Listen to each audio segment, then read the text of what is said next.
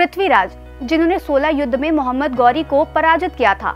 कहा जाता है कि तराइन के दूसरे युद्ध में जब गौरी ने पृथ्वीराज को हराया था तो उसमें बड़ा हाथ पृथ्वीराज की पत्नी संयोगिता के पिता जयचंद का था। ये वही जयचंद है जिसे गौरी ने ठीक 2 साल बाद सन 1194 ईस्वी में चंदावर के युद्ध में पराजित करके कन्नौज राज्य और उसके नगर को बेरहमी से लूट लिया। गौरी ने इस हमले के दौरान जैन धर्म का केंद्र रहे चंद्रवाड़ की सभ्यता को नष्ट करने में कोई कसर नहीं छोड़ी। बीते कुछ दिनों पहले फिरोजाबाद में पर्यटन के विकास कार्यों के लिए शिलान्यास किया गया। इस दौरान चंद्रनगर, चंद्रवाड़, चंदावर के बाद फिरोजाबाद हुए इस नगर का नाम फिर से चंद्रनगर किए जाने की बात हुई है, जिसके बाद यहाँ के इतिहास की ओर फिर से लोगों की जिज्ञासा बढ़ गई है। इसी के मद्देनजर आज हम फिरोजाबाद के अद्भुत इतिहास के बारे में जानेंगे। चंद्रवाड़ के प्राचीन इतिहास के बारे में जानकारों का अलग अलग मत है। बताया जाता है कि इसका पुराना नाम असाई खेड़ा हुआ करता था। सन 1397 ईस्वी में कवि धनपाल द्वितीय द्वारा रचित बाहुबली चरित में चंद्रवाड़ को भगवान कृष्ण के पिता वासुदेव के काल की नगरी बताया था। हरिवंश पुराण में इसका उल्लेख जैन तीर्थंकर भगवान नेमिनाथ की क्रीड़ा स्थली के रूप में किया गया है।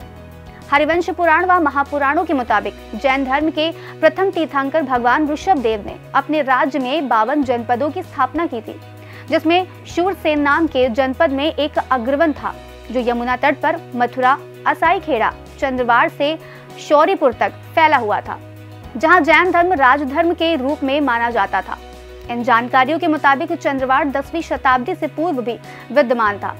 वर्तमान में इसके मौजूदा अस्तित्व के बारे में ये माना जाता है कि 10वीं शताब्दी के उत्तरार्ध में राजपूत राजा चंद्रसेन चौहान ने चंद्रवाड़ को बसाया था। इस समय को जैन धर्म का भी स्वर्णकाल कहा जाता है, जहां कलाकार पाषाण से लेकर स्फटिक और बेशकीमती धातुओं से जैन प्रतिमाएं बनाते थे।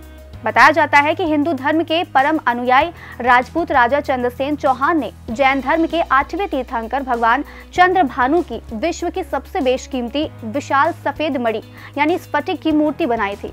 इसके बाद राजा चंद्रसेन और चंद्र प्रभु के नाम पर इसका नाम चंद्रवाड़ पड़ा है।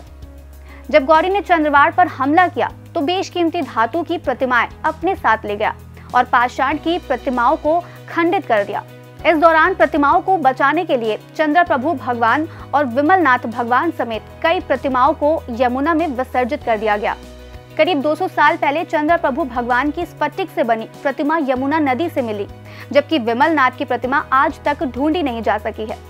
चंद्र प्रभु भगवान की मिली मूर्ति को फिरोजाबाद के चंद्र प्रभु जिनालय में विराजमान किया गया है। इसके अलावा इस क्षेत्र से मिली प्रतिमाएं दिल्ली समेत देश के अलग अलग क्षेत्रों में स्थित जैन मंदिरों में विराजमान हैं। चंद्रवाड़ विश्व में एकलौती पवित्र जैन भूमि है, जहां का राजधर्म जैन धर्म हुआ करता था, जहां कई ग्रंथ लिखे गए और बड़ी संख्या में प्रतिमाओं का निर्माण कराया गया।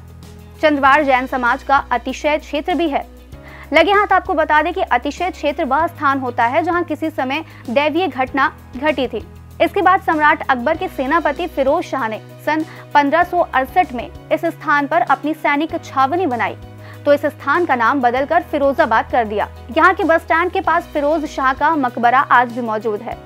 चलते चलते आपको बता दें कि यहाँ अभी जिस किले के खंडहर पाए जाते हैं उस किले का निर्माण राजा चंद्रसेन ने करवाया था। ये धरती तमाम ऐतिहासिक युद्धों की साक्ष्य रही है। मोहम्मद शाह के शासन में 1737 में फिरोजाबाद को लूटा गया था। मोहम्मद गौरी और जयचंद के युद्ध के अलावा मराठों के दिल्ली आक्रमण के दौरान बाजीराव और मस्तानी फिरोजाबाद आए थे। उस वक्त पेशवा बाजीराव ने यहाँ युद्ध किया और उसके बाद जाटों ने 30 साल के लिए फिरोजाबाद पर शासन किया। बताया जाता है कि फिरोजाबाद के रामलीला मैदान में स्थित हनुमान मंदिर की स्थापना मराठा शासनकाल में पेशवा बाजीराव द्वितीय ने एक मठिया के रूप में की थी। आज इस कार्यक्रम में फिलहाल इतना ही। हम फिर मिलेंगे कुछ नई जानकारियों के साथ। तब तक के लिए मुझे दीजिए इजाजत। नमस्कार।